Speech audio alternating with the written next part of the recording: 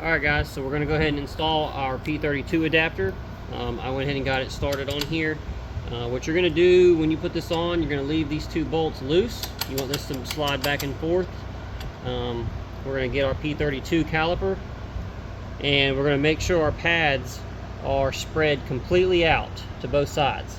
Okay, the P32 opening here isn't quite as wide as the 4 pistons, so we need all the extra room we can get. Alright, so we're going to make sure those pads are spread as far out as possible, showing that we've got this slot here as our basis for lining it up. We're going to go ahead and mount this to the adapter.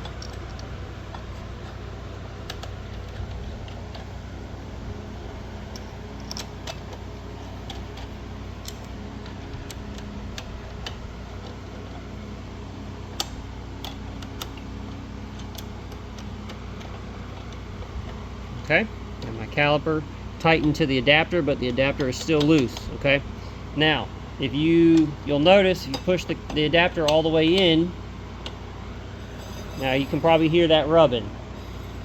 All right, that's what we don't want. You pull it all the way out, it may not be rubbing. Okay, that's what we're looking for. You ought to be able to spin your wheel without hearing it rub at all. You shouldn't touch the pads or the caliper itself. So with that there, I'm going to go ahead and tighten down our mount. Snug down this side and snug down this side. Okay, now I'm going to check our wheel again. Alright, doesn't sound like anything's hitting. So that means we're centered up in the middle and we're not rubbing on our caliper. That's very important. The next step is I'm going to take the caliper off and retighten these two bolts without the caliper in the way. If you've got a tool that can really get in there and tighten it, you don't need to do this. But my wrench doesn't allow me to get as good of a bite on these as I would like. So I'm going to tighten these down.